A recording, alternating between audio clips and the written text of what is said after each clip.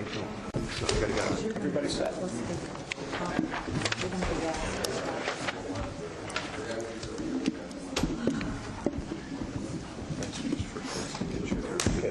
Can share us.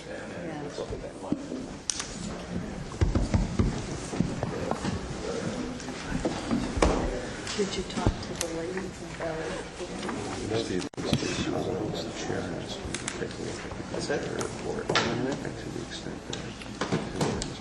Greetings and welcome to the Board of Supervisors meeting of July 1st, 2008. We are not just meeting today as the Board of Supervisors, but also as the Air Pollution Control Governing Board and the IHSS Public Authority. There will be one item for each of those two. Would you please rise and join me in reciting the Pledge of Allegiance? I pledge allegiance to the flag of the United States of America and to the republic for which it stands, one nation, under God, indivisible, with liberty and justice for all.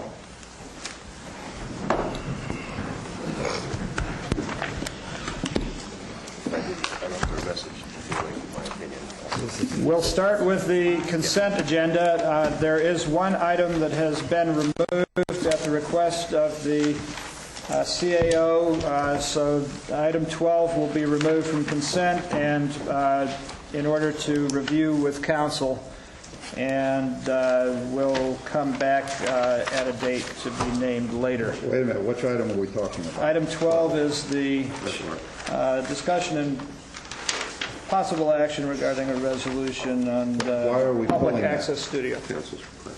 Council's request. Why do we think we need a definite date? Like, let's continue it for 1 week. We can. That's probably enough time. The poor lady's doing the work already. At some point, she needs to be compensated. We can do it in a week. Okay? A week.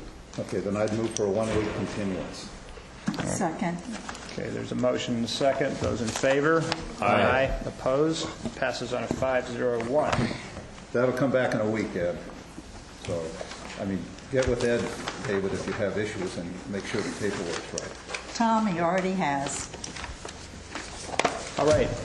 Any of these items can be taken off the consent calendar. We've already had one, but are there any others to be removed at this time? I'd like to pull 9 and 10. 9 and 10.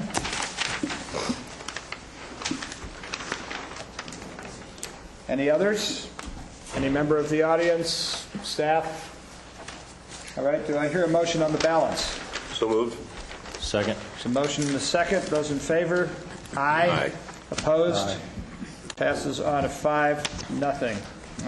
Item number 9, Russ. Okay, Mr. Chairman, this may be much ado about nothing, but last week we were handed during the budget deliberations, we were handed a fairly large spreadsheet that indicated that there's somebody's forecasting a lot of red ink in the solid waste calculation, the income versus expenses. I just want to bring it up that taking these in reverse order, the item 10 talks about an increase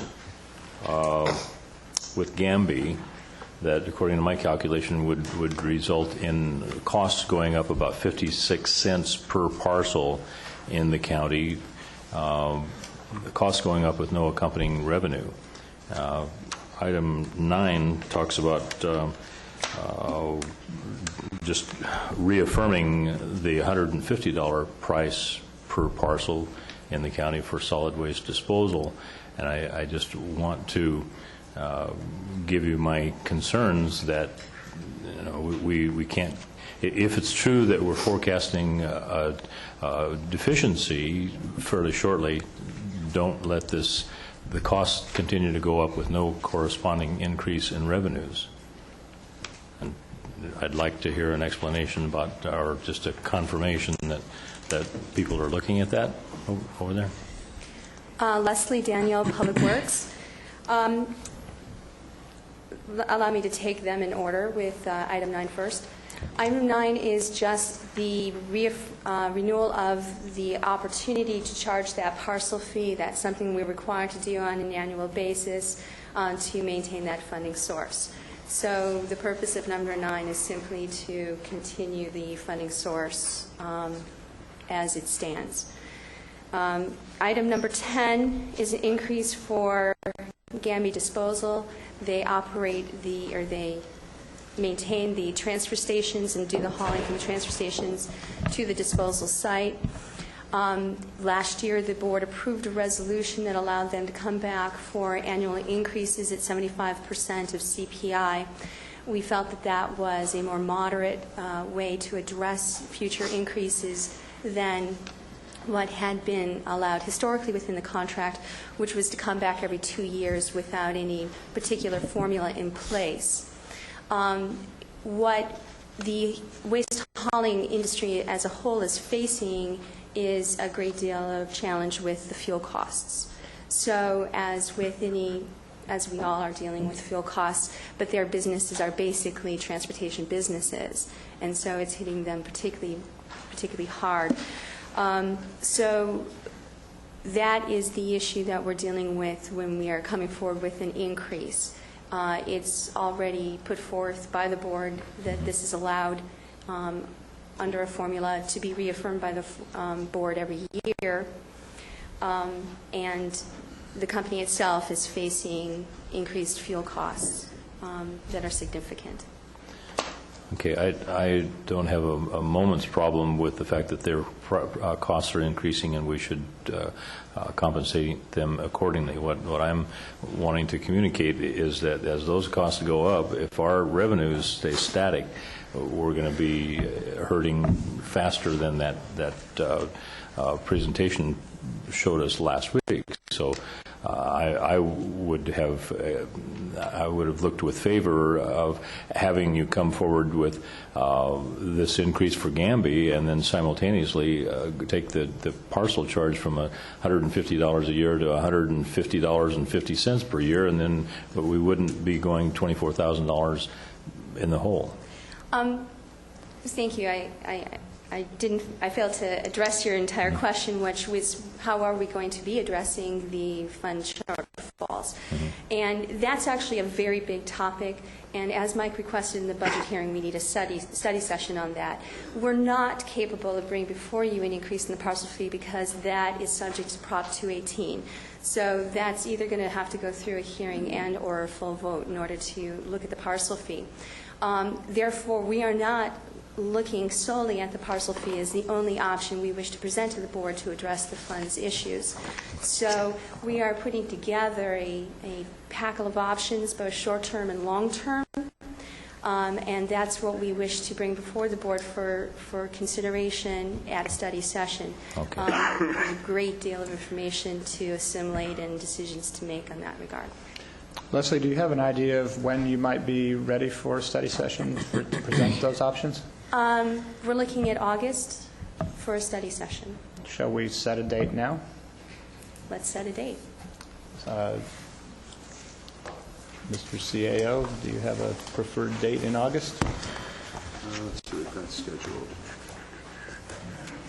I don't have any study sessions scheduled for Does August. Mr. Miller have a preferred date? Point of order here, we do have a study session tentatively set with the CCWD, joint session with the board of CCWD on the 5th, I think, August 5th. Mr. So we Miller? got the 12th? He's not here. He can't come to it. Why don't we just let Rob ask Mike Yeah, to give us we'll a come date? back. All right. So we won't set it right now, but it will be in August, and we'll confirm that at a meeting soon. Okay. Thank you, Leslie. Thank you. Okay, Mr. Chairman, unless there are other questions, I'm proposing that we approve these two items. Second. Okay, there's a motion and a second to approve items number 9 and 10. Those in favor? Aye. Aye. Opposed? Thanks for the Passes explanation, Leslie. 5-0.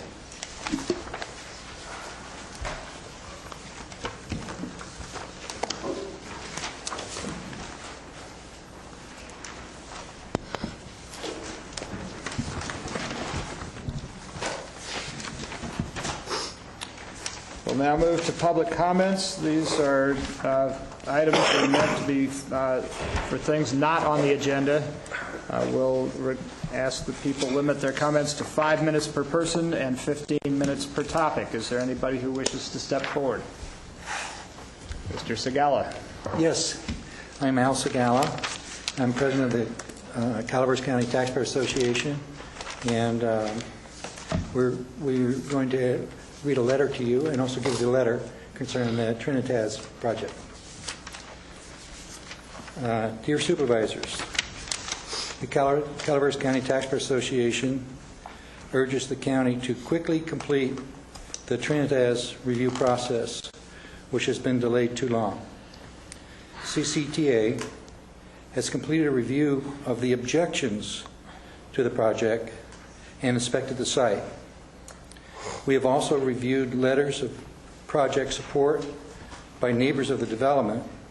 Some of these letters are shocking in that they indicate an extensive fraudulent campaign is underway to kill the project. Director Bill Mason did not participate or vote on this project as he's a planning commissioner. We found that the project owners appear to have consistently followed the request of the county and follow the rules from when the project was first a private golf course to the present more significant public agricultural tourist project. There seems to be no problem with groundwater. However, we did see evidence of false claims about detrimental effects on neighboring wells. If future groundwater problems arise, these would likely be resolved by agreement between the neighbors or by the courts. Trinitas is one of the largest ag products producers in the west end of the county. And from our observation, the project has a wonderful balance of ag, open space, oak tree preservation, wetlands, and wildlife habitat enhancement, plus water conservation and reclamation. Relative to other possible agricultural uses, the project will not produce any significant noise, odors, or traffic, and will raise property values in the whole area. The improvements blend into the natural landscape and are very pleasant to see. When we went out there, it was just beautiful to look at this place. I hope that everybody has done that.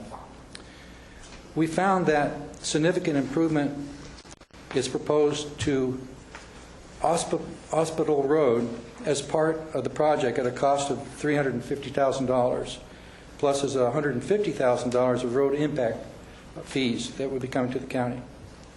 The Trinitas project will have significant economic benefits for our county and the taxpayer, such as $39 million in project construction, of which $20 million is to be spent locally, and 48 full-time jobs with $1.5 million annual payroll. Now that's only the on-site. There's a multiplying effect that takes place. Present property taxes have been increased by the assessor due to the current improvements. The property is not in Williamson Act. Estimated annual transit occupancy tax is $60,000, which would be a 12% increase for the whole county. On-site sales tax is estimated annually at $160,000, and that's a 6% increase for the whole county. Property tax is estimated at $380,000 annually, plus $250,000 in permit fees go to our schools. Sir, your 5 minutes is past. Okay. Can you summarize? I've got just a couple more sentences. Thank you. Trinitas and the Nemi family should be recognized for land stewardship and should not have had to suffer the years of process delay and significant losses caused by unwarranted attacks. Like all human beings in our free society, they have property rights which should be recognized and respected. CCTA's mission is not only to advocate protecting private property rights, but we also seek and advocate causes and projects that help to grow the county's tax revenue base. This is vital, as productive growth will help protect our citizens from additional or unnecessary tax burdens and help fund essential public services such as law enforcement and fire protection. For the above reasons, we urge you to complete the approval process quickly. Thank you for your time and attention. Thank you.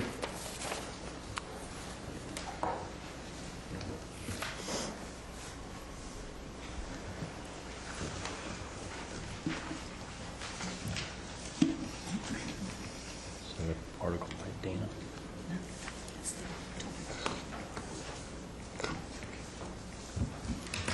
Good morning, Mr. Chairman, members of the board. My name's Chris Williams. I'm a citizen and taxpayer of this county. I just got finished reading the grand jury report. Once again, the citizenry has laid out very clearly what the problems are in the Community Development Agency and with the management style of the Community Development Agency Director. She has created personnel, political, policy chaos. She has gutted the budget, which affects not just her department, but the rest of the departments. And I guess my question is, what are you going to do about it, Chairman Walensky? What are you going to do about it, Supervisor Claudina? What are you going to do about it, Supervisor Thomas? Because people have been telling you this for over a year, and you have done nothing. And so I think you ignore the problem at your peril. Any other members of the public wish to speak? Joe Kelly. Introduced on 2/21/08, AB 2459, property taxation, senior citizens tax work-off program, 62 or older. In this, as it's gone through the system, and as the last I saw was 4/23/08, states that there's no subvention by the state and no displacement of county employees. To put this into the process of the county, this requires adoption by the County Board of Supervisors. It seems California realizes that a lot of senior citizens on fixed income are unable to live and pay $500 to $1,000 a month for property taxes. So I'm wondering if you folks have seen this, and if you're going to consider it for those senior citizens. Because as we see with a lot of government employees, when they're done with their time and they go on to retirement, they're out of the state of California because they can live cheaper somewhere else. So I think it's time California maybe starts looking at some of the western states and seeing they cap property taxes for senior citizens. It's time California does something for seniors instead of, I won't say it, doing bad to what's going to be now the boomers' time to retire. So when it comes due, gets passed, I would hope you would consider it and pass it and adopt it into your system. Thank you. Thank you. Is this something that's available at the moment, or is this pending legislation? It's still pending legislation. It started at 2/21/08. 4/23 was the last. They've been adding a whole lot of stuff from the original to include this no subvention by the state and no displacement of county employees. And there's another list of things in there. And it also states a couple of the 62 years for seniors and something about their income also. Joe, what's the number of that assembly bill? AB 2459. But it's a difficult one to find. If you pull it up, you're going to find something else. You have to actually go back through Legis Info and, what was it? Was it Age Citizens or something of that sort, and then go down and find it. Or it's related to the property taxation laws. Thank you. Thank you. Any other member of the public wish to speak? Yes, good morning, everyone. My name is Ed Kohler, and I'm a Calaveras County resident for the past 9 years. I've been living in Wallace, approximately a mile away from the Trinitas Golf Course. That's the reason why I'm here. During the past 5 years, I've pretty much seen the golf course being built, and it has drawn a lot of questions regarding the golf course. Many of those questions were regarding water, clear cutting of trees, unauthorized permits, the list goes on. We've met with neighbors, families and friends, and an organization called Keep It Rural in Calaveras County regarding that this is not a good idea and it should not be built. During the past 2-3 years, I was pretty much convinced that this may not benefit our community because of all these false allegations. Up to a few weeks ago, I had the opportunity to meet with Mr. Nemi and tour his golf course. I don't know if you've done that yet, but it's a beautiful golf course. I've spoke to Mr. Nemi extensively regarding these rumors, regarding all these allegations that I just explained to you. After a lengthy conversation with Mr. Nemi, came to the conclusion that all these allegations were false. My personal opinion is you got a beautiful golf course that can benefit this community as well as this county. I think that we should just push this golf course forward. Not only will it promote jobs, but it'll also be a tax revenue for this county, which we desperately need. Thank you. Thank you. Would any other member of the public like to address the board on an item not on the agenda?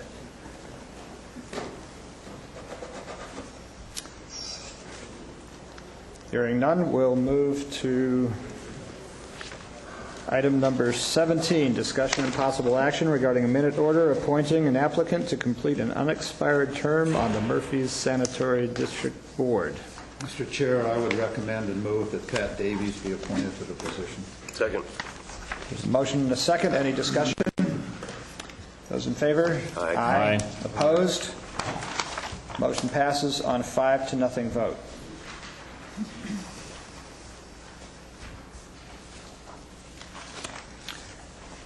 We now move to item 18, discussion and possible action regarding presenting information and request for direction regarding the issuance of a general obligation bond as authorized by Measure J.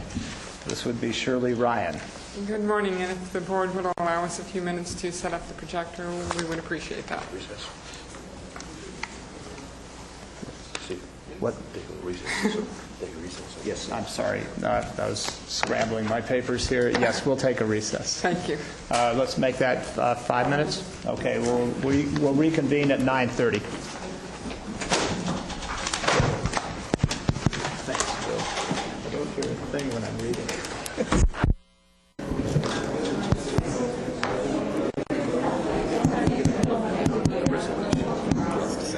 Supervisor Callaway? That's attached to the record. Calling Supervisor Callaway. And I have a copy.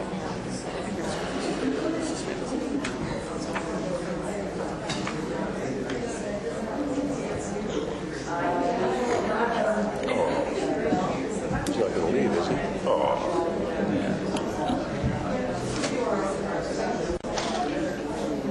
Okay, we're back in session. I see up on the, Just get back to the... excuse me, could we restore to order? I see we have up on the screen here, the Calaveras County goes to Wall Street. Too bad it's after the crash rather than before, but let's see what this all means for us. Well, interest rates are down because of the crash. That's right. That's it. That may be a good thing for us. So Shirley, take it away. Good morning, Shirley Ryan, County Administrative Office. This morning we have with us Jonathan Edwards and Garrett Franklin from Government Financial Strategies, and they're going to do a presentation regarding the bond issuance associated with Measure J that was passed in November, providing funding for a new jail and sheriff's facilities. Obviously, we're on a short time frame in order to have the bonds sold on July 24th in order to get them on the tax bills for 2008-2009. And Jonathan and Garrett are here to do a presentation about the steps that come next and what we need to do in order to ensure that happens. Now let Jonathan take it. Thank you. Good morning. I'm Jonathan Edwards from Government Financial Strategies. This is my colleague Garrett Franklin. And yes, we're here to talk about the County of Calaveras going to Wall Street. So some specific agenda items I'll go through. I'll just briefly review our bond sizing. I'll talk about the effect of new assessed valuation information on our bond financial plan. We'll talk about the issue of disclosure in preparation for potential board action next week, and just briefly review the remaining bond issuance schedule. So just to review our bond sizing, as the board may recall, you've seen this before. We started with a budget for projects to be contributed towards the project of $30 million. There are costs associated with borrowing money, so we have some conservative assumptions about what those costs would be, and that adds up to a bond issuance amount of $31 million. The Debt Advisory Committee does recommend that we try and have the winning underwriter or lender, if you will, absorb as much of those costs as possible so that, in fact, we could receive as much of the $31 million as possible for the project. There's no guarantee of that, but it's certainly something we can attempt to do. Okay. So just a brief review. As we've discussed before, bonds lead to property taxes. When the voters approve a bond, they authorize the county to issue a specified amount of bonds, in this case $31 million, and agree to repo those bonds through property taxes. The tax rates each year for the bond are basically calculated by taking the bond payment or debt service in that year and dividing it by the total amount of assessed value in the county, and then each property pays its pro rata share of that bond payment, and those pro rata based on that property's assessed value. So it works a lot like general property taxes, where, for example, a property with an assessed value of $200,000 pays twice as much in property taxes as a property with an assessed value of $100,000. That's how our property taxes generally work. So let's look at the first half of that equation, which is bond payments. The dashed line represents our assumed estimated bond payments prior to the election. Of course, at that time, we were many months, almost a year away from possibly issuing bonds. So we tried to be reasonably conservative in terms of estimating what those bond payments could look like. We used, obviously, conservative interest rates to achieve that. And as you can see, that based on current market interest rates, our estimated bond payments are lower. So that's a positive in that we were sufficiently conservative at the time we called for the election in terms of what our bond payments could look like. Now, the other half of the equation, of course, is the tax base or assessed value. So we have the bond payments, we've just talked about that. The other half of the equation that goes into tax rates is the tax base. Now, in this case, the dashed line, the light line, shows our pre-election assumed average annual growth in assessed value, which at that time we assumed a 4% average annual growth in our tax base, which at the time, late last summer, seemed reasonably conservative, given that on average we've averaged over 10% growth since 1998. So at that time, based on discussions and some thought, that was the assessed value growth rate assumption that we went with in terms of estimating the tax rates. You can see, though, that, as you've probably heard, given current market conditions in the property market, there are properties being reassessed downwards, and that obviously impacts the growth in the tax base going forward. Although precise data for 2008-09 is not available yet, based on discussions with the county and giving it some thought, in order to be reasonably conservative, we are now assuming that the tax base growth for next year, 08-09, will be 0. We're also assuming that there'll be no growth in the following year, and then going up to 2% in 2010-11 and 4% thereafter. So you can see that's represented by the solid line is the more conservative, as compared to the pre-election, assumed growth in the tax base. So we have those two market forces going on. Now that means, our bond payments, based on current market conditions, are tracking to be lower. However, our tax base to repay the bond appears that it's going to be lower, at least in the short run. That means that our current projected tax levies are pretty much right at our pre-election estimates.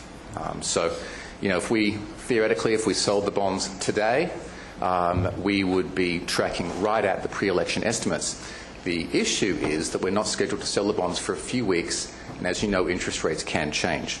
It would be possible that interest rates could go up in the next 3 weeks, which would mean that, we don't have any margin for error for interest rates to go up. If they do, Without anything different, tax rates would be higher. Okay, so that caused us to want to have an in-depth discussion at a staff level, knowing that this possibility existed and that some of our margin of error had gone away with the tax base situation. And as a result, we've discussed a number of options. So some of the options that we kind of went through was, one option is to do nothing differently and just let the tax levies be what they are, even if higher than estimated. The tax levies were an estimate. Obviously, we take it very seriously what those tax levies are and what was communicated. They are an estimate, though. They're not legally binding.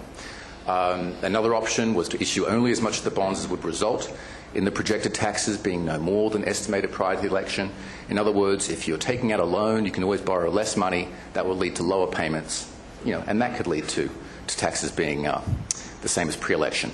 Another option would be to issue only as much of the bonds that would result in the maximum estimated tax, which was originally a little less than $20 per 100,000, not being exceeded, even if the average and the minimum tax levy, because we did project a declining tax levy over time, were exceeded. And then another potential option, this is not an exhaustive list, but another potential option would be to issue bonds subject to a higher self-imposed maximum projected limit. Our staff recommendation is to establish $21 per $100,000 of assessed value as the new maximum, as opposed to $19.71. We would then issue bonds subject to that new maximum projection. We would also try and maximize the net bond proceeds available for projects, so that's up to $31 million, as much of that as we can. But the minimum that we would want to net for the project would be $30 million. Now, if market conditions approaching the day of sale, which is scheduled for July 24th, indicate that the two key parameters, which is the $21 maximum projected tax levy in every year and a $30 minimum, $30 million minimum net proceeds are not achievable, then we would revisit the discussion. So those are our two key parameters. Now, how much margin of error do we have today? Basically, we have approximately 50 basis points, or about 0.5% in terms of the interest rate margin of error. So that tells us that if, in fact, we sold the bonds today, we could achieve these parameters. And we do have some margin for error, but not a lot. It's not highly likely that interest rates could go up that much in 3 weeks, but it has happened. It has happened. So it's something we'll be paying very close attention to. Turning now to the issue of disclosure, and this is something the board has discussed before when we were issuing the certificates of participation last year. Next week, the board will be asked to consider approving the issuance of the bonds and various documents, including the preliminary official statement, which is kind of like the prospectus for the bonds, and this is basically what the front cover will look like. The preliminary official statement essentially has two purposes. One is for us to disclose all material facts to potential investors, just like a prospectus does. And another one is that we use the document to help market the bonds to potential investors. That happens now, and then even in the secondary market after we sell the bonds, the official statement would continue to be used in the future by others to remarket the bonds and resell the bonds. And as we've discussed before, the Board of Supervisors plays a very important role in reviewing the preliminary official statement and bringing to our attention if there are any issues in the document that are inaccurate or if anything is being omitted that should be included. And basically there is a responsibility to review that document. And I won't read this Securities and Exchange Commission quote. We've discussed it before, but they really bring home the importance of that and the critical role that the board plays. And I think as we've discussed, all of this was born out of the Orange County bankruptcy, where the board down there, their defense was that they didn't read their board packet. So they weren't responsible. Not a very good defense. So some tips for reviewing the disclosure. Please keep in mind the format is based on an industry standard, so it might not read as a great novel or anything, but it's based on industry standard and it's written for our primary audience in mind, who are investors and who expect to see the information laid out in a certain format. We obviously want to be careful about providing too much information because that can obscure important points. At the same time, omitting important information can be disastrous as well. So if there is anything in your review of the document that you think should be included or you're not sure, please bring it to our attention. Please bring it to staff's attention, who'll bring it to us, and we'll have an opportunity to discuss whether or not we need to do anything with that information. And disclosure in this case will be long-lived. There is an annual continuing disclosure requirement. We'll basically covenant to annually update certain information that we've disclosed. It's going to be mostly the same type of information that appears in our audit. In addition to the required annual report, which is generally due around April 15th of each year, should anything happen in the meantime which would materially affect the repayment of the bonds, we would need to disclose that too. And in terms of our remaining schedule, next Tuesday the board will be asked to consider a resolution essentially authorising the issuance of the bonds. We're currently scheduled to have the sale on July 24th and to close the financing on August 7th, and that's when the bond proceeds would be available. And I'm happy to take any questions. Questions from the board? A couple questions. Bond authorized the money to be spent for a jail, sheriff's administration, and a dispatch center. I'm assuming that there's absolutely no way that those three, for lack of a better term, permitted uses can be penetrated such that the governing body could take money from this bond and put it into the general fund or some other purpose. Is that correct?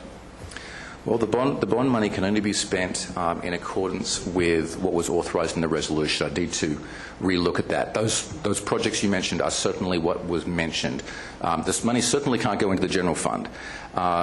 In terms of flexibility of projects, my understanding is, I'd have to review the resolution, but it's really those projects and related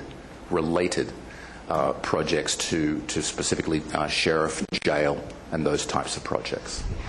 Okay, let me just ask a follow-on question there. If the county should become in dire financial straits to the point even, and we had a settlement against us and a judge basically said, well, there's not enough money in the general fund to meet a settlement. Is a judge able to penetrate these funds for other purposes? I don't believe so. Obviously, I'm not your legal counsel, but I've never heard of such a thing. And I do know that these are bond proceeds. These are restricted to capital expenditures, and certainly through the bond measure, arguably as contract with our voters, in terms of, first of all, it definitely has to be capital expenditures. Secondly, that particular types of capital projects have to be those that the voters approved. Okay. The next question I have then is those three items I mentioned, jail, sheriff, administration, or dispatch. The intent when this was presented to the voters is that we would do all three. We have not received the state funding that we anticipated, or the match funding from the state that we anticipated. Is it discretionary to the board to say, take this money and just build a jail and not build say, an administrative office or a dispatch center? Yes. You don't have to do every authorized project if circumstances such as the one you've just described preclude that. The only limitation in terms of the types of project, you can't do a project that wasn't authorized. Any of the projects you've mentioned are specifically authorized, and you can only do one if that's all you could afford. You don't have to do every project. Okay. When this bond went out, I don't know what was represented to the citizenry is that we were going to get a state match, and we were going to do these three projects. If the state match goes away, so that this does not leverage additional money from the state, are we still allowed to float the bond, even though that would be a very different representation than what was made to the citizenry when they voted on it? Yes. The only requirements to issue the bonds are that you spend the money on an authorized project. Okay, so in other words, there was nothing in there saying that this was contingent upon receiving a state match? No, certainly not that I've ever been aware of. Represented to the citizenry that this was going to be a leverage of a proposition, and we were, I think, going to get, what was it, $20 million from the state to 26 from the state, and only 10 of this was supposed to go for a jail, and the other 20 was supposed to go for dispatch and a sheriff administration. But it would be at the discretion of this board to basically spend the money without any state match and to spend it all on a jail. Yes, that's my understanding. Okay. And I'm assuming also if we we basically said it was going to be a 240-bed jail, and now at some point at the state, I think they're talking 160-bed jail, and if we get no state funds, then if we build a 99-bed jail, then we don't have to do some other criteria. So you're saying we can float the bond and spend the money on any size jail, irregardless of what was represented at the time of the vote? That is absolutely my understanding. I would want to confirm that with the bond legal counsel in this case, but based on my experience as a financial advisor, what you're saying is correct. And I'm looking now at the particular measure language. And the language talks about acquiring, constructing a jail, a dispatch center, support facilities. I know that we could spend the money on whatever we have to afford. And it says to help qualify for state matching funds. The ballot language in and of itself doesn't say... It doesn't help qualify because we're not going to get them. Then have we met the intent of the law? It would be my understanding, based on prior experience. The way you read that to me just now, I would think we would have to have a state match because this is to help qualify. If it doesn't help qualify and we know it's not going to help qualify, do we still have a right to float the bonds and spend the money? Yeah, that's my understanding. My understanding of how this normally gets interpreted is that you couldn't possibly match state funding if you didn't have the local match. So it's from the other direction. It's the money will help qualify. It doesn't mean that you would in fact end up getting the money. I've seen other public agencies... That's not the way you read that again, because that's not the way you just read it that I interpreted. It says, and to help qualify for state matching funds. Tom, we have received a commitment in writing from the state for $10 million. We've received that commitment. We have the $10 million. We just don't know if we have the other $16 million until September. It is certainly my understanding, based on prior experience, that you could proceed with issuing these bonds and spending this money, even if for some reason you didn't get state funding. I would be more than happy to double-check that with bond counsel. But in my experience, it's not unusual for circumstances in terms of state matching funds to change.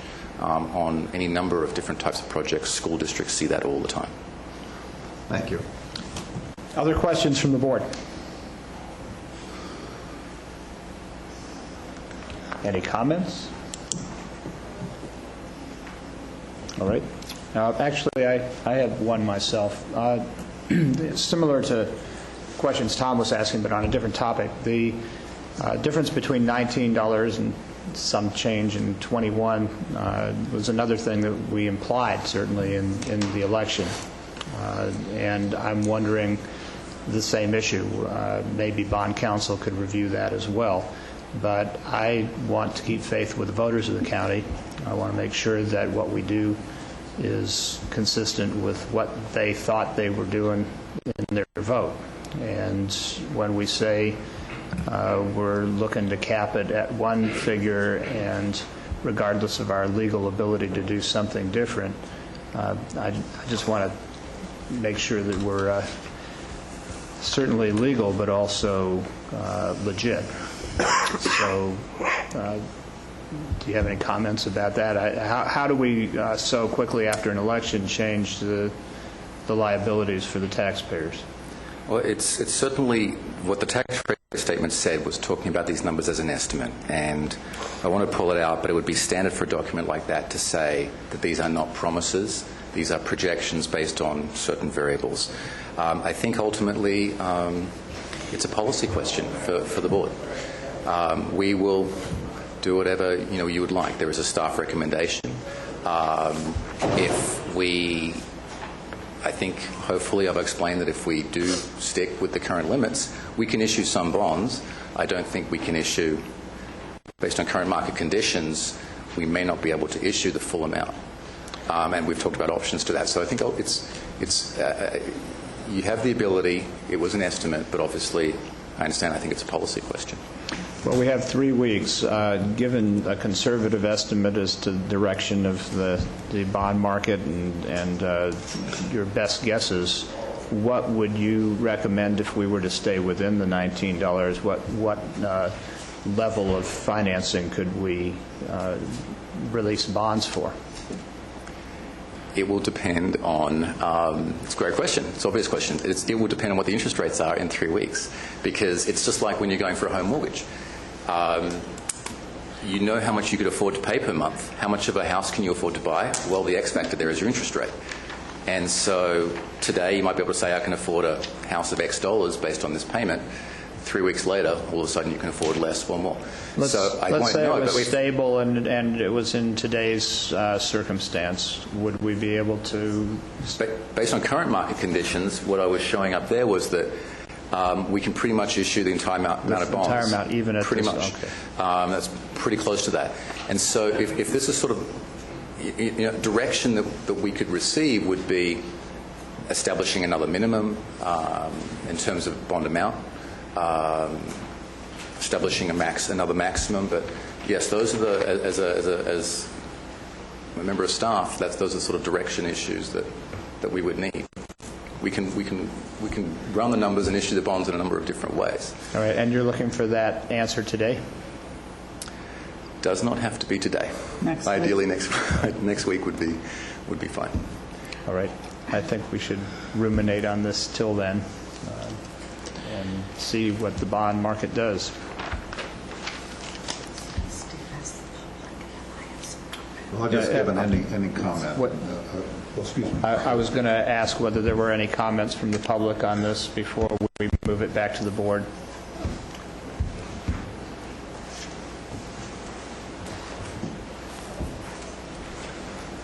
Shaylin Stratton, Mountain Ranch. I just wanted to know, do you need the full $30 million to qualify for the state application for matching funds that we have currently in process, or will it jeopardize the $16 million that's still pending? Thinking on reducing the amount of bonds sold, is this going to put us in jeopardy for that? And I also wanted to clarify that the levy that is projected will increase each year along with the increase in assessed value once we get out of the hole that we're currently in, or if that is actually locked in at the existing assessment rate, looking at budgeting, especially for our senior citizens, as mentioned earlier. Thank you. Since I can only answer the second question, I'll take that one first.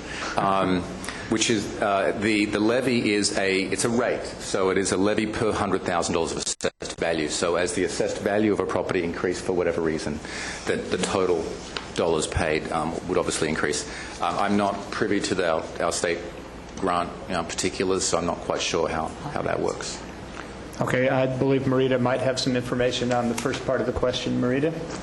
The grant application, part of the grant application is that the voters of Calaveras County supported Measure J, and that all helped towards our winning our grant application.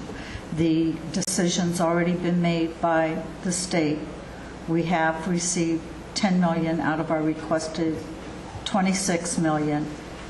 That's locked in. There are 3 other counties ahead of us. And if one of them failed, then the funds that were allocated to them will roll to Calaveras County. What this does is the sheriff, I don't want to speak for him, though I don't mind speaking for him, has committed to the residents of Calaveras that we will build a jail. That is our highest priority. If we receive the other $16 million, it will help us then with the dispatch center and with Sheriff's Administration.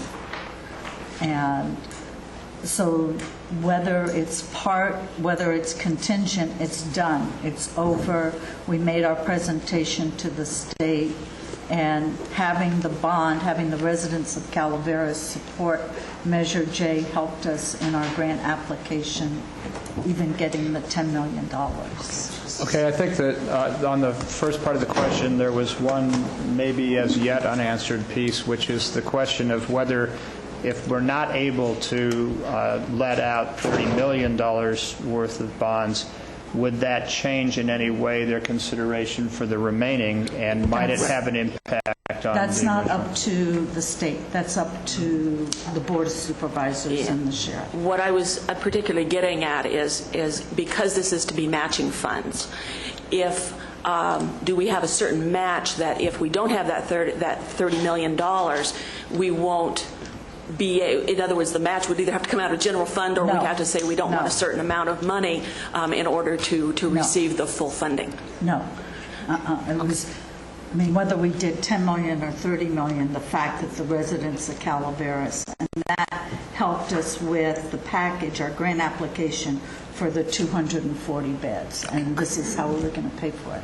All right, I believe the administrator has a question for the deputy. Yeah, just a quick question for Shirley on the impact of changes in countywide assessed valuation. It's my understanding that this is for debt service. The debt service costs will remain flat over the life of the life of the bonds. Is that correct, Shirley? I think as Jonathan explained, we take what the debt service payment is for that year. It's divided by the total assessed valuation. So as more houses are built and you increase that assessed valuation, it's spread over, bringing the rate down, but a person's individual home may increase in value. So then it's a lower rate on a higher assessed value. As your individual home increases in value, there is an adjustment. But countywide, if we see a 5 or 10 or 11% increase in assessed valuation, the rate per 100,000 overall would tend to come down. Correct. Okay. Thank you. Other questions before we move to Tom's comment?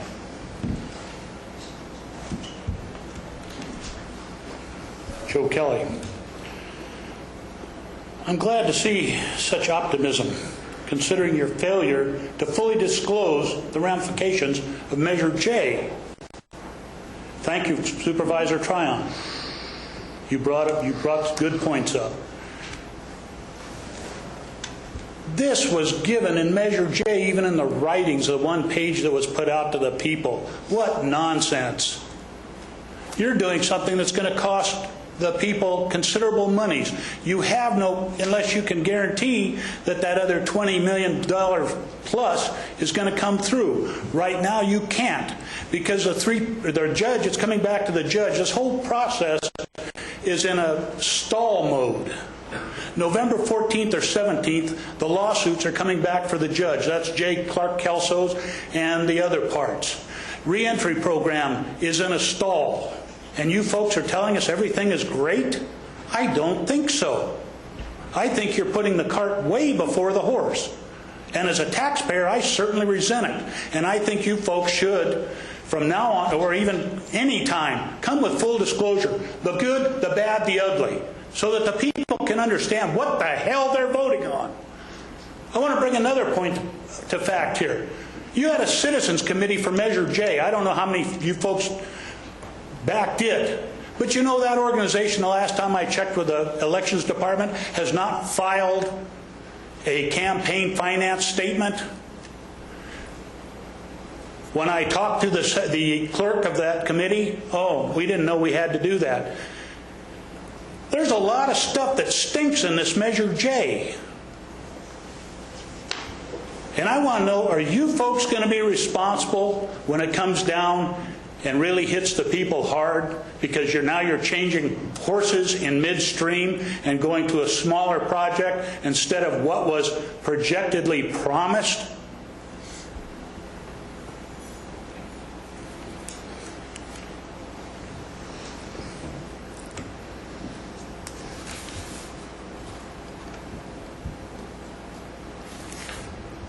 You know, as Californians, we should be embarrassed. As Americans, we should be outraged. We're willing to spend billions of dollars to supposedly reduce overcrowding of prisons, billions of dollars to give convicted murderers, rapists, pedophiles, and others gold standard medical care, to include completion of sex changes, heart transplants soon after the heart recipient dies from not caring for himself. Yes, I am certainly glad to see such optimism. California is going to go down the tubes. I fully believe that. It stinks bad. as it was reported the other night or the other morning with Brokaw and the governor, the Green Deficit State governor, and his thing. Oh, yes, well, no, he hasn't. He's worse than Gray Davis. And I do believe Brokaw had it right. If he was a CEO, he should be asked to leave. Why aren't the people recalling that person? He's done more damage to California than Gray Davis did in his term. Thank you. Thank you. Are there any other questions, comments, public input before we bring it back to the board? Just to clarify one minor issue. The Citizens Committee for Measure J, bunch of well-meaning local citizens that did a tremendous job in service of this county. They raised and spent a little less than $2,000 on that campaign. All their paperwork was filed absolutely appropriately and timely with the state of California. They did not realize they had to also file with our clerk. Since Mr. Kelly pointed that out to us a few weeks ago, all that's been taken care of. There's no violation. There's no misrepresentation. It's a bunch of well-meaning citizens that care about this county that tried to do something good, and to see them get blasted unnecessarily is kind of disheartening. But in any case, there is no violation. All their paperwork has been taken care of. Thank you.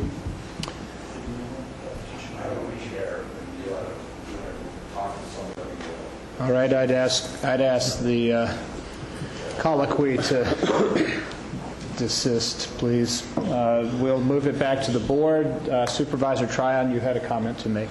A quick question and then a comment. The question is, what is the last date that this board has available to make a decision and without losing the ability to float the bond?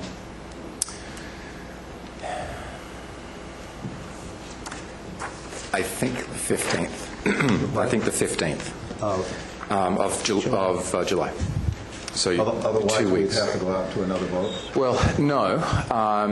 The timing issues are relative to the county's cutoff time for the tax roll.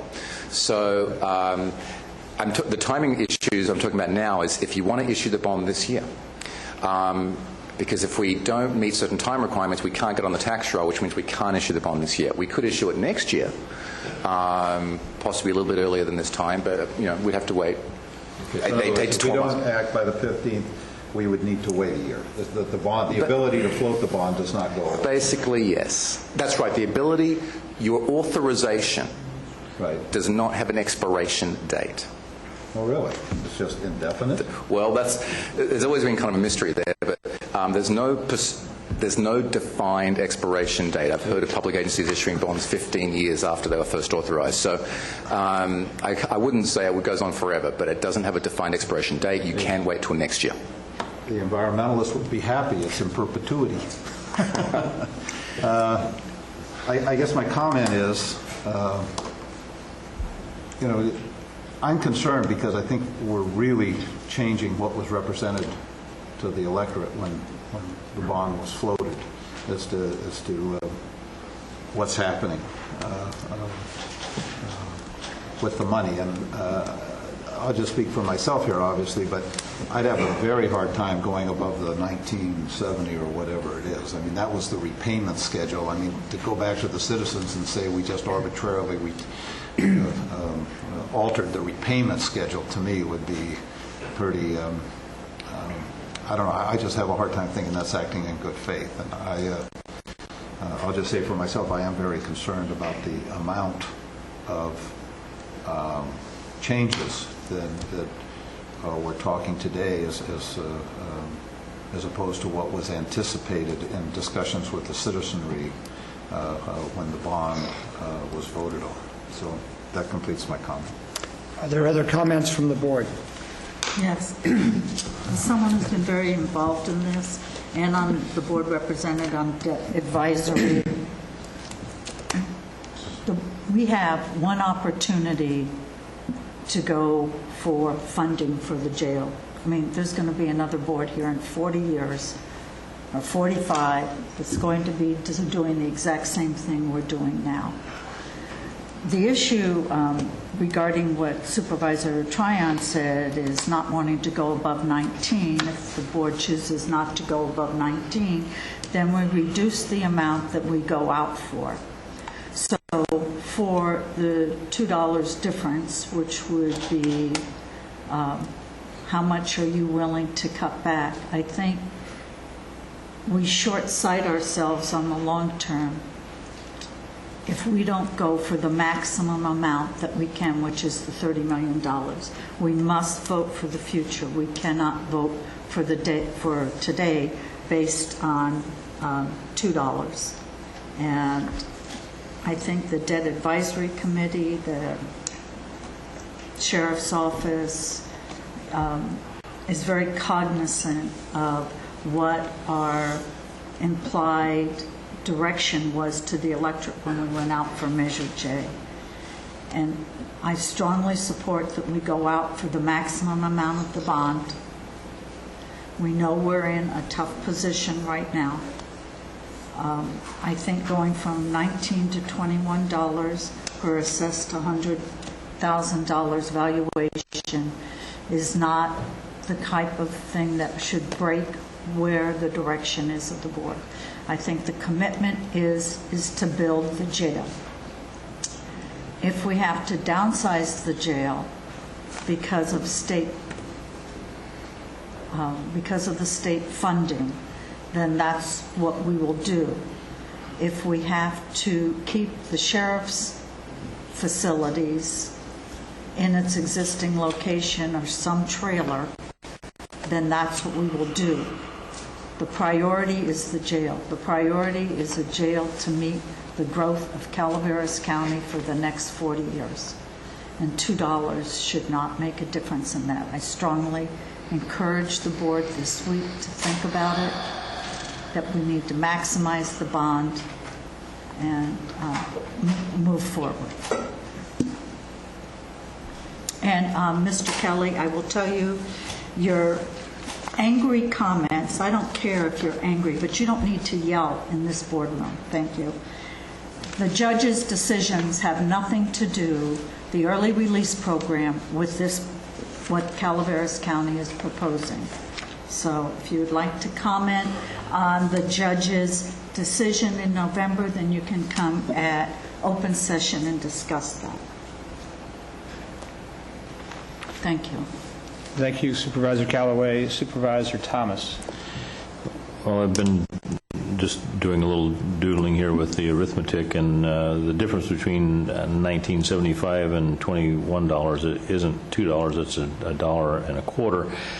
And I think that one of the reasons that we're having this discussion about whether we go above that 1975 is because of, obviously, the perceived and the very real decrease in property values in the county.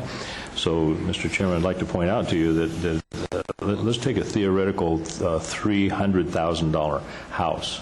The tax collected on that $300,000 house under the $19.75 assumption would be $59.25 annually.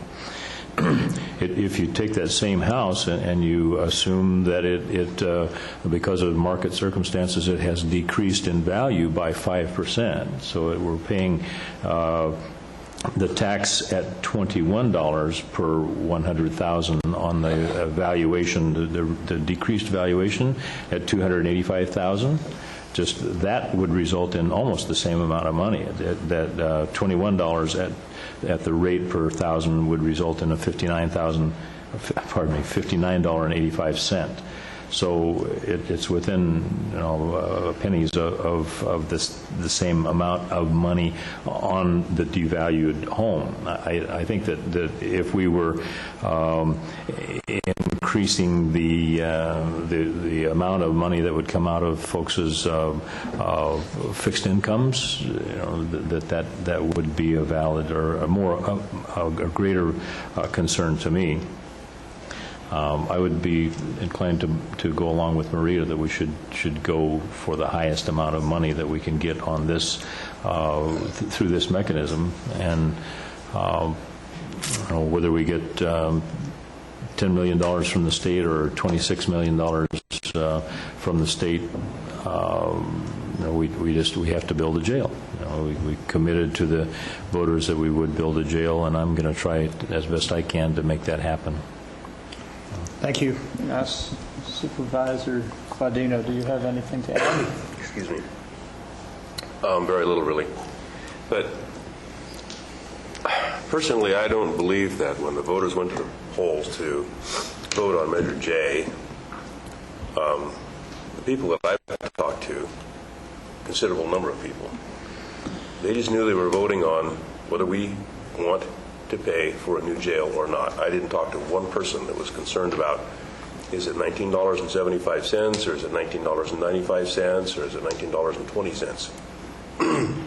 The information that we had going into this was that we had a very good chance of getting the $26 million, provided we met the conditions for approval there, and we were in very good stead.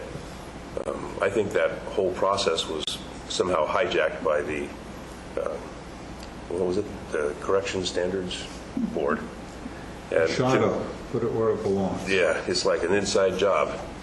I don't know what you're talking about, Tryon. He had nothing to do with it. If I can continue, that would be really nice.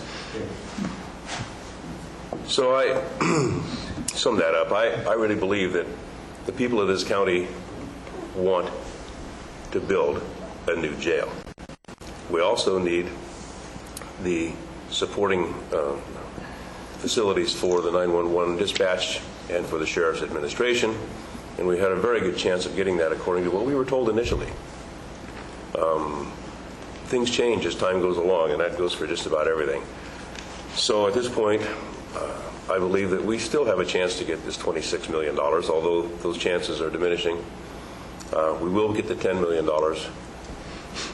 I think that we should put a maximum on the amount paid on assessed valuation, but I would support the higher maximum suggested by staff, because I don't believe that we should build almost all of the jail or not quite get there to the jail.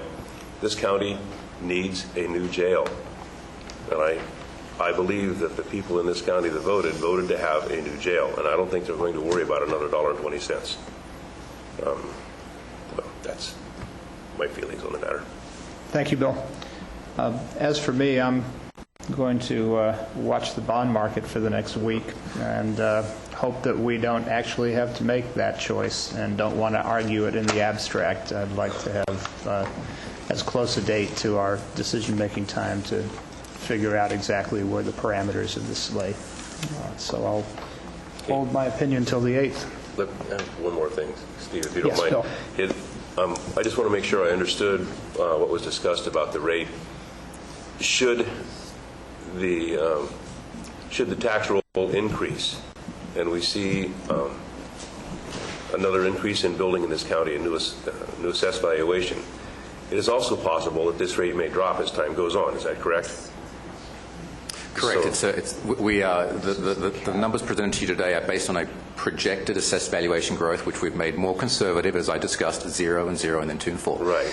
If, in the long run, the average annual growth was greater than that, then the tax rate would mathematically be lower. Absolutely. And this sets a cap, correct? Well, it's a projection still. Okay. And we try and project based on conservative information, and we've now reanalyzed what conservative means. So it is a projection, but we're hoping by being conservative, in fact, it would turn out to be lower in the long run. Well, I think it's a pretty fair bet to say that the assessment rolls in this county are going to increase over the next 10 or 20 years. So I think we're pretty safe going at whatever it's going to take to get the $30 million. And if I had to guess, I would say that rate's going to go down rather than up. So. The question before the board is, do you want to reduce the amount of the bond? Right. And if, let's say, the assumption was $30 per 100,000 versus 19 or 21, then the board needs to make that decision, and then we go for a lesser amount of bond. All right, well, I guess we'll be back on the 8th to finalize our recommendations. Thank you very much for your presentations and comments. Thank you very much.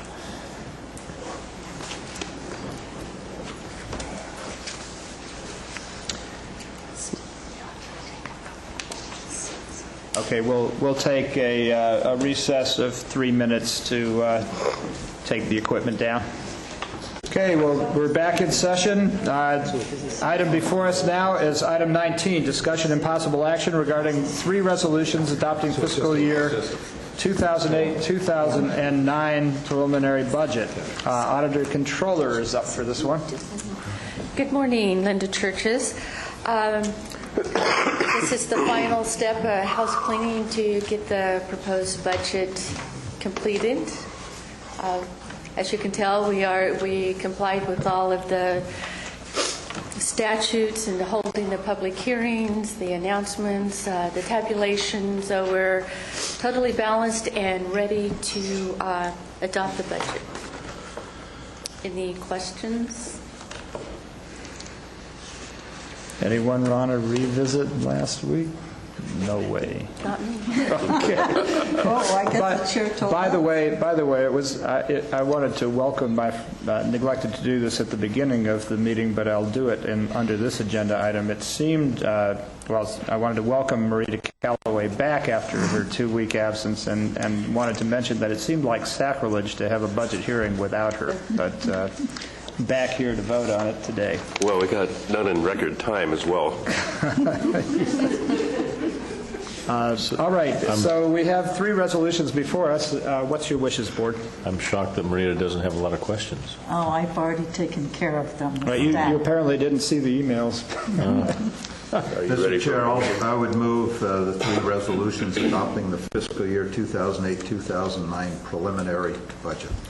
Motion by Supervisor Tryon. Second. Second by Claudino. All in favor? Aye.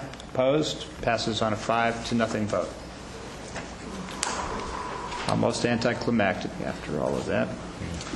We now move on to item 20, which is a discussion and possible action regarding a resolution authorizing changes to the position control list. And this brings HR Director Francine to the fore. Good morning. Francine Osborne, Human Resources. This is another housekeeping item. These are all the personnel actions that the board discussed last week and approved, and it requires your approval. I'll move the resolution, Mr. Chair. Second. There's a motion and a second. Any questions or discussion? All in favor? Aye. Opposed? Thank you very much. Thank you. We now move to item 21, discussion and possible action regarding a resolution adopting fiscal year 2008-2009 proposed budget for Air Pollution Control District. This means that this is the part that we are acting as their pollution control board. I think to adopt the budget, don't you have to close or open as that board and then reconvene after this item? Actually, the way we used to do it, yes, but we announced at the beginning of the meeting that we were setting ourselves up as all 3. Oh, good. I missed that part. I'll move the resolution, Mr. Chair. There's a motion and a second. Those in favor? Aye. Those opposed? It passes on a 5-0 vote. This brings us to Board matters, review of correspondence, reports, and various matters of concern. This is the last agenda item today, and we'll start with Supervisor Tryon. 2 things. Number 1 is I will not be in attendance at the COG meeting tomorrow evening. I'm not quite certain, Carol, who my alternate is, but check. Maybe you check and let them know. Thanks, Claudine. I will not be in attendance.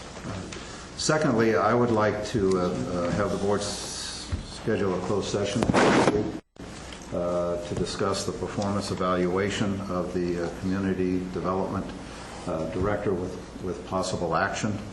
I would appreciate it if the board would give direction to the CAO to do that so that we might have a discussion.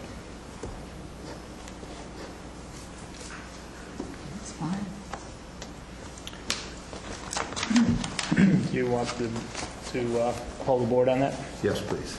All right. Any opinions? What would be the purpose of this? The discussion of performance evaluation and possible action. Well, I think the performance evaluation of department heads is the providence of the CAO. So I don't know why we would need to have a closed session for that reason. The CAO's office normally in this county performs the employee evaluations for department heads. Is that correct? Yes, but we can certainly have a discussion, and we can certainly give direction to the CAO. I think we have. It's our policy to have the CAO perform performance evaluations for all department heads. All right, so we have a proposal, opposition. Marita, you said fine. That's fine, especially Supervisor based on Thomas? what the grand jury report states. I'm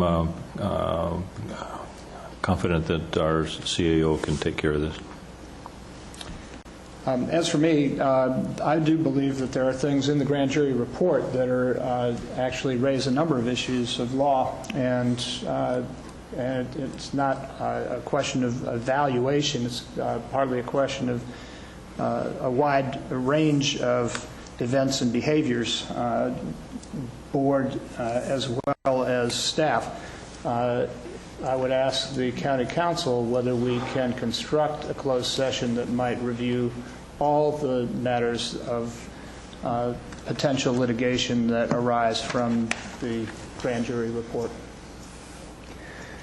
Unfortunately, at this juncture, it's too amorphous.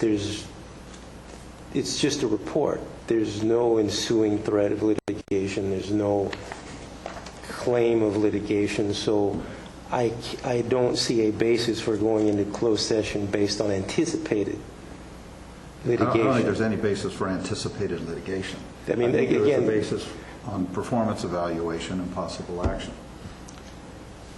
I think there's a need to take a look at this report and ascertain facts. I just received a memo this morning from the administration that I think outlines some things that bring into serious question a number of the things raised. And I think it's important that we all, as a board, make sure before we begin to take positions in response to a report that we get clear on what the facts are. If we can't do that in a closed session, it seems to me that we should do it in an open session and that we should have this discussion about the facts and our response in that context. Be interested in the advice of our administration on that. Well, it would be in the normal course of business a requirement for the board and for the county administrator and the department to prepare their responses to the grand jury report. There is a venue or an avenue, if you will, for the board to review and approve their response, and for the county administrator and the department to submit their responses as well. Although the window, the time frame, the maximum is 90 days, there is no requirement or nothing that prevents your employees from doing that well in advance of the 90 days and bringing findings back to the Board of Supervisors, and for the Board of Supervisors to authorize its response. That would be what seems to be a natural opportunity to discuss that issue in the board response.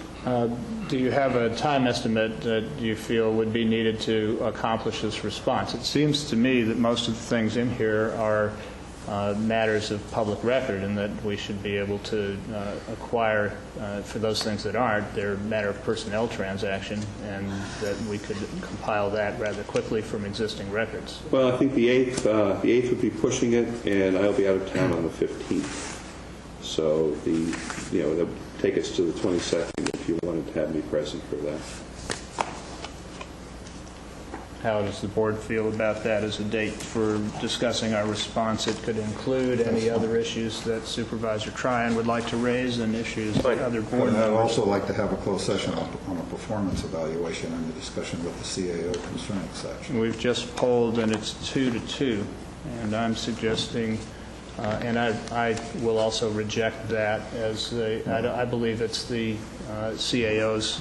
It's in the ordinance, actually, and it's also, if you read the critique of the, excuse me, I'm going to finish, the critique that the board, or at least it was implied by the grand jury, was that we had set up line authorities outside of our ordinances, even though it was posted, the job was posted and hired with the line authority to the board. It strikes me that it would be ironic for us to conduct, having pointed out to us, conduct business as if the board was the evaluating authority when, again, they showed that the ordinance that says that it's our CAO. I don't know how we reconcile those two things. It's probably worth a discussion. Well, we can certainly have a closed session with the CAO and discuss it. We certainly can do that. I'm not sure how we get to a closed session on the question of line authorities. Well, the board has always done the hire and a fire and what have you of appointed department heads, always. And, you know, I think that if the supervisor would just like to discuss something with the CAO and the board regarding a department head, we have done it many times before, then that should be granted. I mean, that's not what they asked serve for. at the department heads, not elected or served at the will of the board, even though they report to the CAO. And if this board remembers, I wanted to change that system. And we agreed that we would leave it the way it is for at least the first year of Mr. Lawton's time in office. So, I mean, we've reviewed department heads before, even though they've all reported, in essence, on a day-to-day basis to the CAO. They serve at the will of the board. So I don't know why this is any different than any other issue. And I think if we want to change the system, then we should change the system. Well, it's like, which I'm in favor of doing. It's like Supervisor Walensky mentioned. The grand jury report itself admonishes several people for not following the published organizational chart, and their recommendation is for the CAO to conduct personnel evaluations for all department heads. So that's a criticism of us for allegedly not following that, and now we want to publicly say we're not going to follow it, is what it seems to me. That's not true at all. The board has a right to have a closed session on a performance evaluation of a department head with the CAO, and we do it all the time. I mean, that's not an uncommon occurrence whatsoever. I think that is the point that is being pointed out, that may not exactly be what our ordinances call for. And we're trying to establish we're trying to depoliticize personnel transactions and the way that we conduct business in relation to our various employees in this county. In order to do that, we need to follow not the politics or the personal feelings or the will of particular board members. We need to have clear line authorities, and this evaluation rests with the CAO. I do believe that this position in question was posted to the contrary, and I believe it was hired to the contrary. I think our documents, when they're released, and they should be soon, will show that. So we've kind of hoisted on our own petard here. We've created a situation that's conflictive. But for us to deepen that without acknowledging the need to establish these authorities, we have a relatively new CAO. We are trying to establish those powers and authorities consistent with our documents. And while we have a number of positions that seem to have been hired to the contrary, I think it would be helpful for us to try to restore consistency. I think Marita was correct in raising the question of this system, and it may very well be time to hold a reassessment of that question in light of new information about our documents. And I would certainly welcome that discussion to be agendized. Want to see whether we can progress on a policy basis here. Is there a wish for that? May I finish my comments? Yes, you may. Okay. I would just say that your three comments, yours and Bill's anyway, are just absolute nonsense to basically try to take the board out of the range of being able to address elected department heads is insanity. Quite frankly, you three have already, Friday, basically violated everything you said here. When that grand jury report came out, you and Bill met with the CAO, gave him direction to attack the grand jury report. We have the CAO's attack right here in front of us, when it should have come to the board as a whole for a response to the grand jury, which now you're saying you want to schedule for later in July. She didn't go to the CAO and say, geez, I have a problem. Look what this thing says. She runs to the three of you. The simple reality is, ever since she's been hired, she answers to you three board members, most particularly Steve Walensky. She has never answered to the CAO. She did not answer to Tom Mitchell, and she does not answer to Bob Lawton.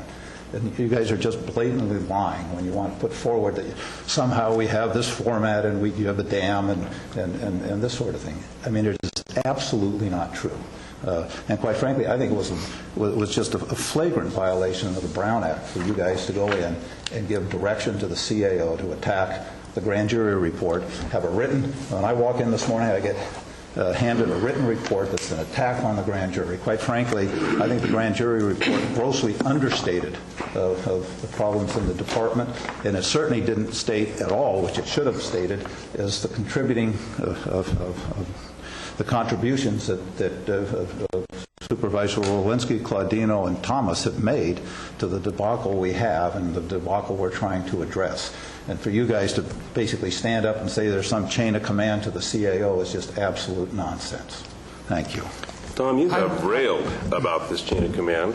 Absolutely railed about it. What you guys did Friday. And I mean, my God, I walk in, I got a report attacking the grand jury. This is not. Have you even come close to reading that? What is important right now at moments like this, and let me be clear to all board members, as long as I'm chair, I'm going to insist that we try to deal with things like this on the basis of fact.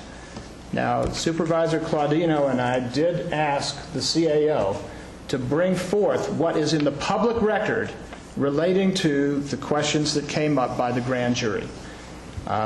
We asked, for instance, whether grand jury. That's not true, Tom. Well, Tom, I would request that you not interrupt me, for one. I listened to you while you called me a liar, while you called this an attack on the grand jury. And also called me insane. And while you said all three of us were insane.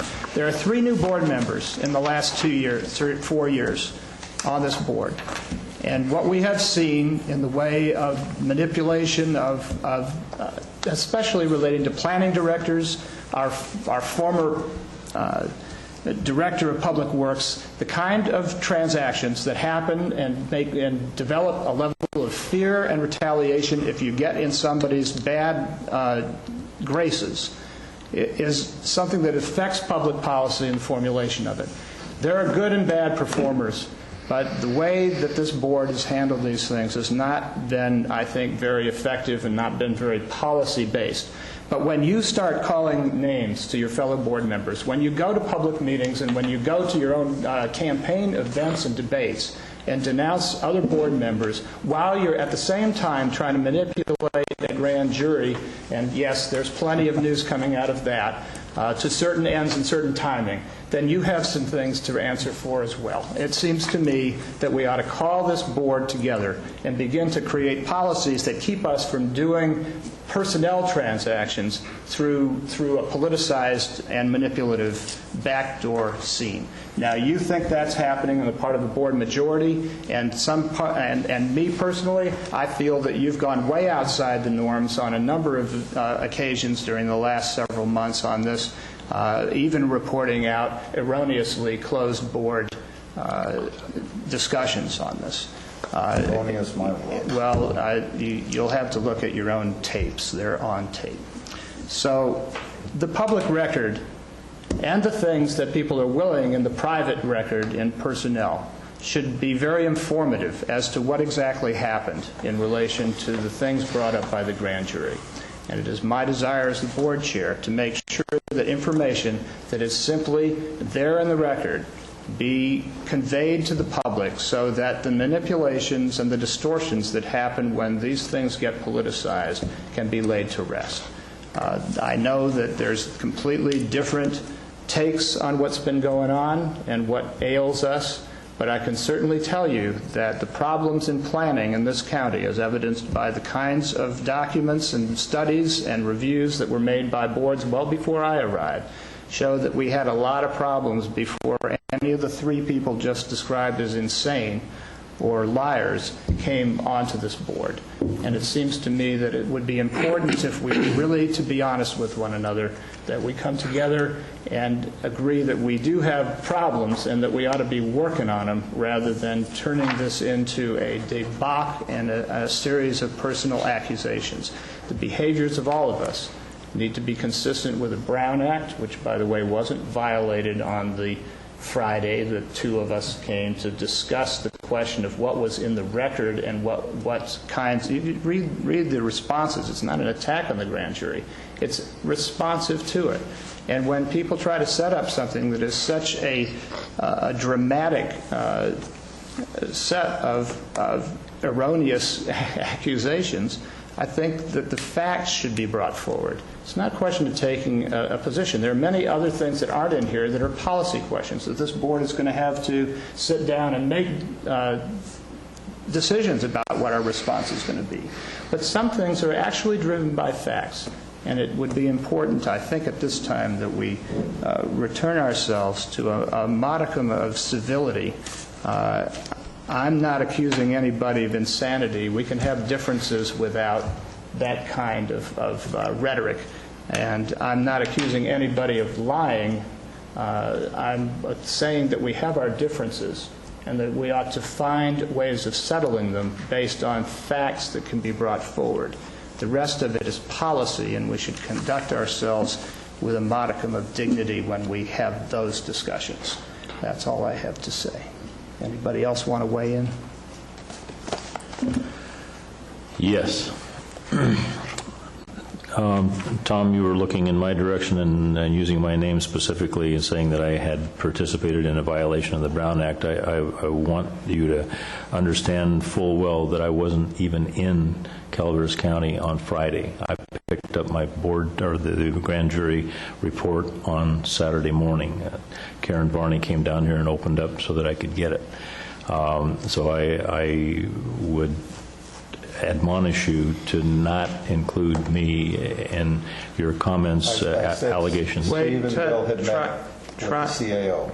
I didn't say you were in that meeting. Well, I don't think that constitutes a Brown Act violation. In fact, I think that the chairman of this particular board should be commended for his resourcefulness in trying to talk to the CAO to get the facts as presented in this document before us, so that we can make the appropriate comments to the press if and when they come and talk to us. Now, getting back to this, David Sirius's comments that it doesn't warrant at this particular time having a closed session scheduled on any legal aspects of this report. I would beg to differ with you, David. There was a gentleman that was standing at that podium earlier today who is a lawyer in this town that looked at me and said, Supervisor Thomas, you are in peril if you don't do something about this report. Now, I don't know what that means. I mean, am I to conclude that I'm not in peril? And didn't he say that I was in peril? And so, as you are counsel to me and to this board, I would suggest to you that damn well justifies having a closed session on this issue. I think the gentleman was referring to political consequences and political ramifications. I don't think he was threatening legal action. And I'll repeat it one more time. The only basis that you can, again, without having read it in detail, as I have, and without the CAO giving me a particular issue that he's identified in detail, the only basis for proceeding in a closed session on this report are simple personnel issues, personnel evaluations, discipline dismissal, those types of things. There's no other basis for, right now, today, at this juncture. Perhaps Mr. Lawton can identify some other issues for me, but right now I'm not aware of any issues that would raise significant threat of litigation based simply on the grand jury report. It's just a report.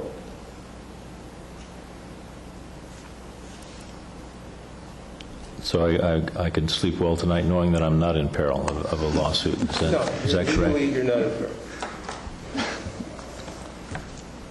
Thank you, David.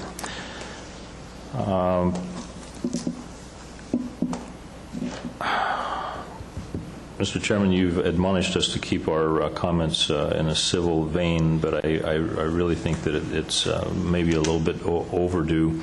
I've been listening for months and months now. My colleague at the other end of the table responding to some of my comments by characterizing them as being nonsense. And Supervisor Thomas's comments are nonsense, and I've held my tongue until now. Other times it's just nonsense and insane. Tom, I'm tired of hearing that. I think that is very disrespectful. I wouldn't do that to you, and I would request that you refrain from that in the future. Okay. I think this is the time that we're supposed to report out on what we're doing. We are in correspondence and reports. Okay, I kind of lost sight of that all of a sudden. But anyway, tomorrow I'll be going to the Calaveras Leadership Training. And then probably the most significant thing happening this week is that we're celebrating the birth of our nation, or at least our Declaration of Independence. On July 4th, I will have the pleasure of singing for the world-famous McCallum Hill Parade, the national anthem at that event, which always gives me a big thrill. But and then going down to the Copperopolis Town Square for an old-fashioned holiday July 4th celebration. So I encourage people to come and help us celebrate. So thank you, Mr. Chairman. That's my comments. Thank you, Supervisor Callaway. One. In Sunday's paper, ta-da! Dana Nichols on money, greenhouse effect. If you all haven't had a chance to read it, Dana built a greenhouse for, as she said, us working stiffs. And it was a very exciting article, and I think it really did well for promoting building green in the community. And I want to congratulate you on that, Dana. It was very nice. So now you're a member of Supervisor Claudino's constituency. Yeah, I would change my voter registration. I was worried about that. Okay. For my board-appointed committees, I have the Council of Governments tomorrow night and Area 12 Agency on Aging on Thursday. Supervisor Claudino. I have nothing to report. I have a couple of reports. I first wanted to say that it was a pleasure to attend in Supervisor Callaway's absence the Fish and Game Commission, which had a most humorous discussion on the relative merits of various decoys. And I want to warn hunters everywhere that there will actually be turkeys that move and deer that flick their ears, turn their head, and they occasionally wag their tails as well out there. If you shoot one, it is at your own peril, to use a phrase. So that was a most enjoyable discussion. The relative costs and merits of different kinds of decoys and the number of times each tends to get shot was not the discussion I was quite prepared for, but certainly had some funny moments. Regarding the schedule, I'm going to be at the CHIPS board meeting tonight and at the West Point community meeting in the evening. I will then be in Minnesota at the in-laws reunion. I will probably not be the same ever again after this, but we'll return on Monday the 7th. And I believe that concludes all our reports, and that concludes our meeting. Oh, excuse me. It doesn't conclude our reports. We have the CAO, the county council, and the board clerk yet to weigh in. Well, among other things, today marked the passage of the first proposed budget that I brought to the board, and I would like to thank the board for its deliberations and the questions they asked. They are helping make that a better product, and they send us back to do good work for the people, and you have guided this process immensely, and I wish to thank you for your support.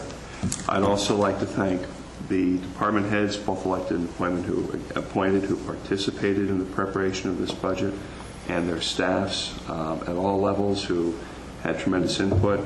The department heads worked, I think, closely with their line staff in terms of developing some of the recommendations and ways to try and reduce costs, and it was a Herculean effort on their part, and I think we can't commend them enough.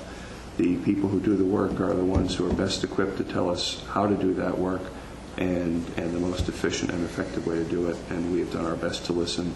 We'll get better next year, and we'll get better the year after that. And so to them, I offer my sincere and personal thanks for all their work. Thank you. Thank you for your leadership in that regard. I thought that and I think I can speak for the board as a whole on this one, that the materials that were given to us by the Auditor Controller, our Deputy CAO, and yourself were very informative. It was a lot easier to understand our financial condition than it was in times past. I think this is partly the new technology that has been implemented for this, but also the hard work of the staff and the people who were involved in it. So while this was a tough budget, but it was a lot easier to understand even in its hardships. And given some of the things we had to do this year, I think the significant contribution of the Human Resources Department in preparation of that section of the budget to help us illuminate what was happening where, what our trends have been over the last 5 years, I think also helped frame the context for what we were doing, and we'll continue to make progress in those areas too. Thank you. County Council, nothing there. And from our clerk, one of these days we'll have to make something up, huh? Thanks. All right, this meeting is adjourned. Thank you for attending.